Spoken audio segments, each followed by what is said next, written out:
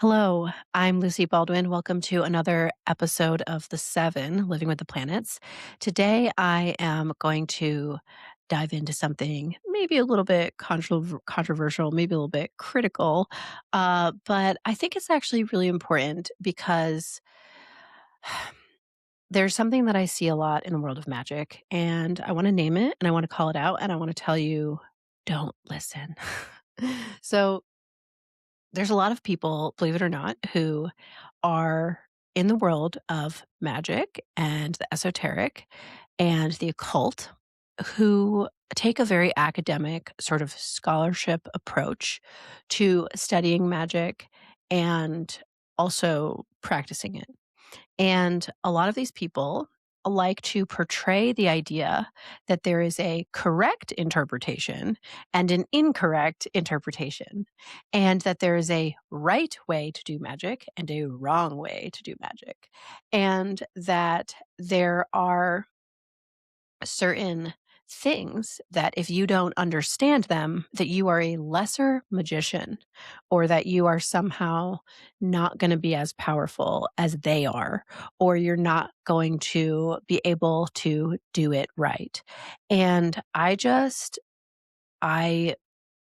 disagree with all of that 110% because well, I've been in this world for a while. I've seen a lot of this. I have myself gotten into arguments with people about interpretations of things.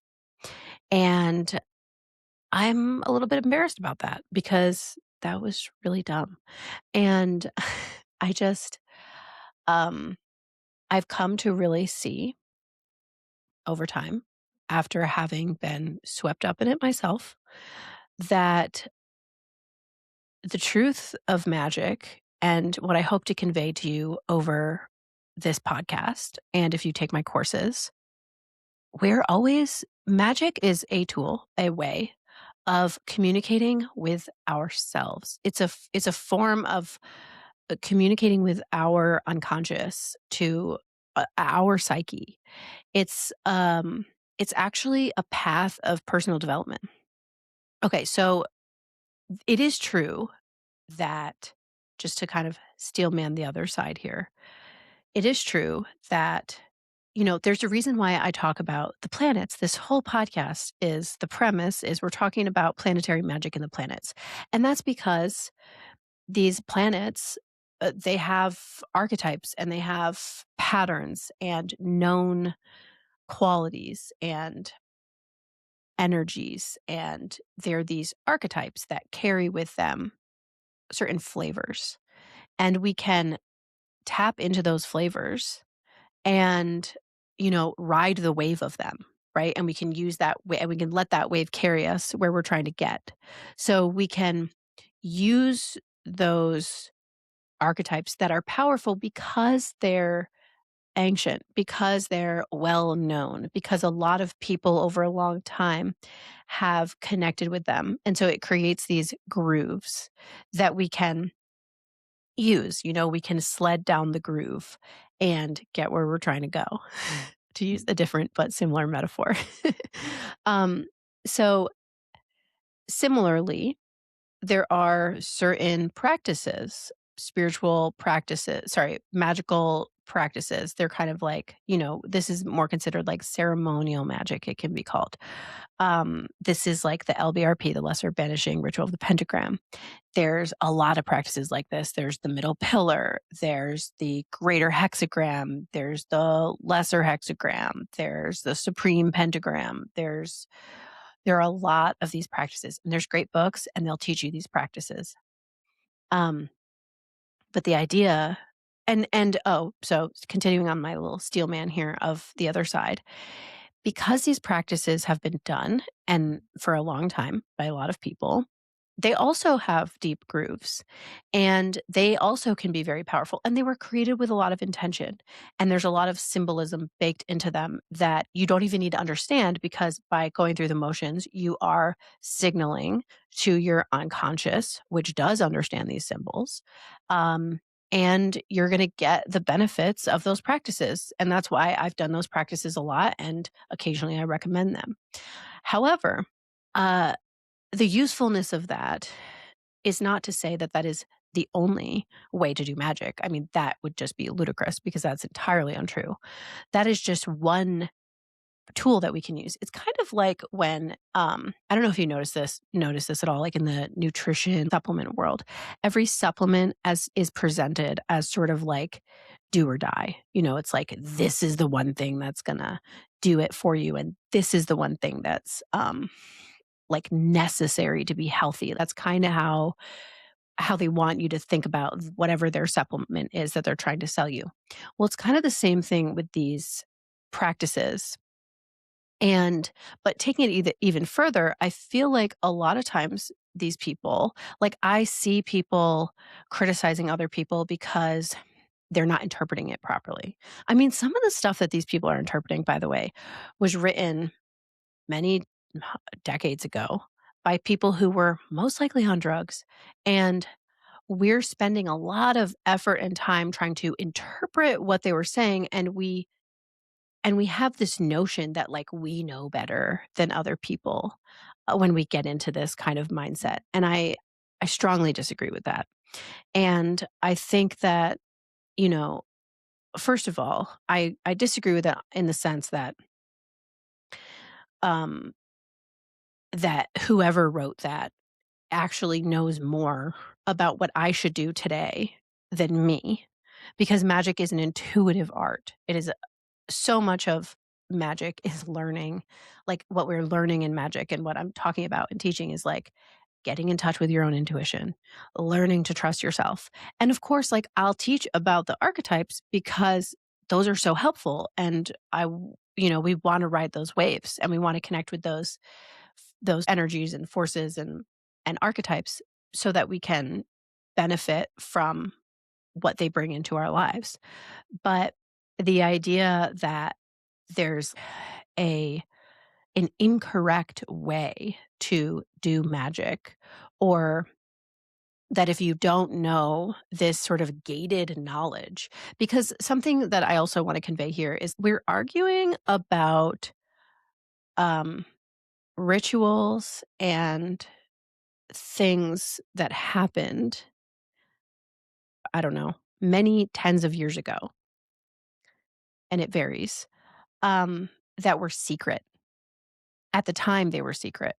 And we're like 100 years later with even way more limited access and knowledge, thinking that we know what they meant and thinking that we know better and that we know what they were doing. And I just, a lot of it is really boring, in my opinion.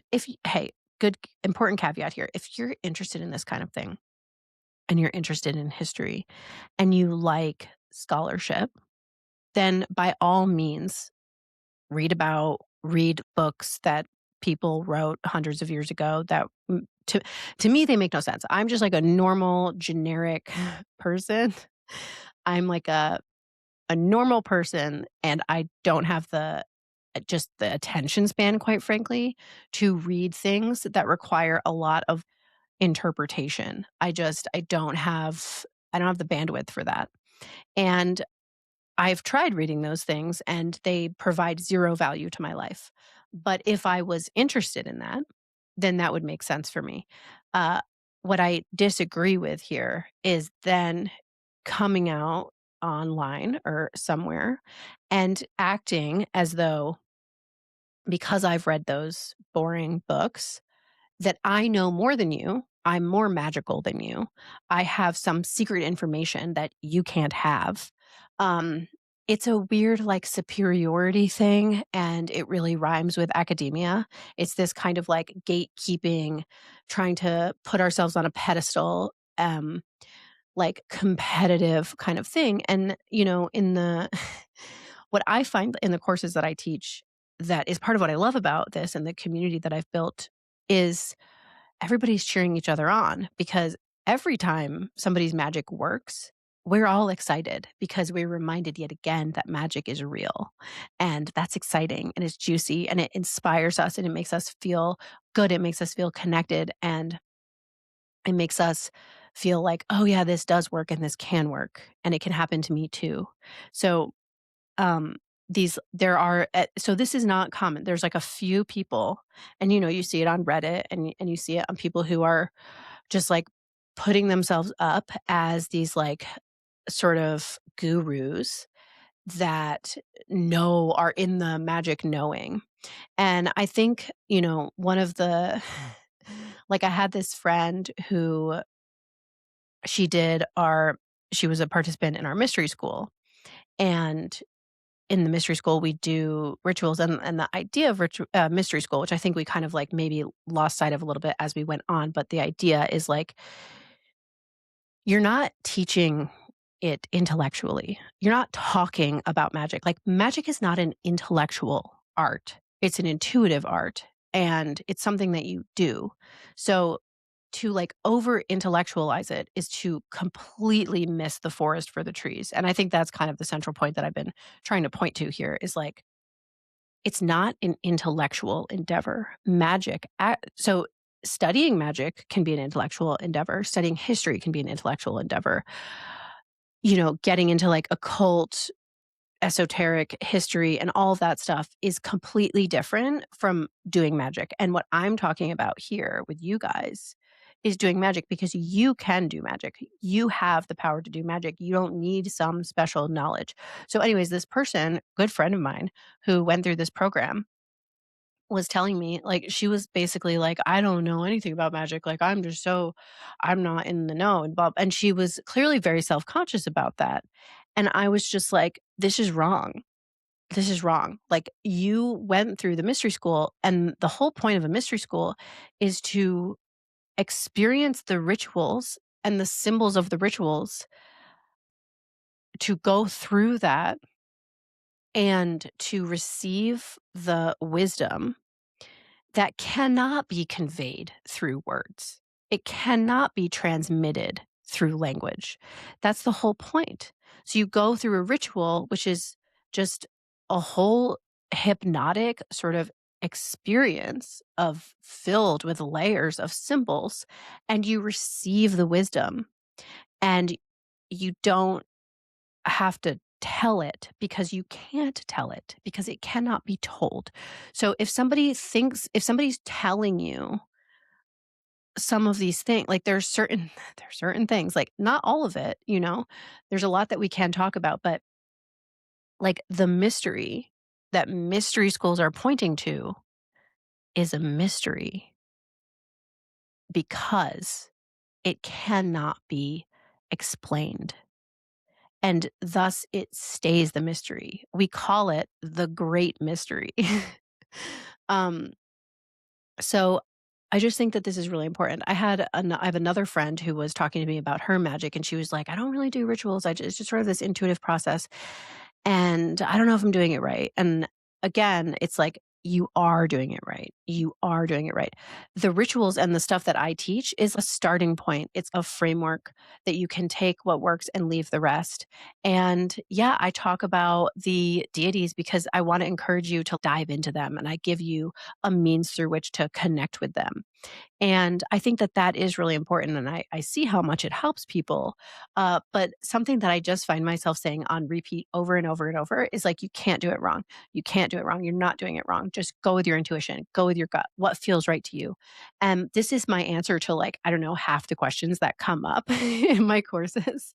Um, because that's what it's all about. So I just want to completely kill the idea that some guy who wrote something about magic 100 years ago because he was part of some cool group back then, the idea that he knows more about what you should be doing with your magic right now is false. And we should all just move on from that because the magic that uh, because magic is something that all of us are doing all the time. Magic is something that is innate to us. And when we're learning about magic and we're practicing magic, we're just getting better at communicating with ourselves, with our own selves more clearly. We're getting better at aligning the symbols with what we want to create in our lives.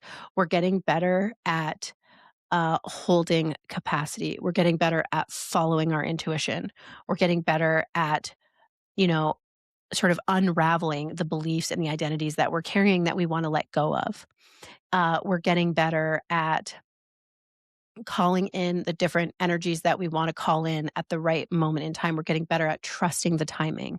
We're getting better at receiving.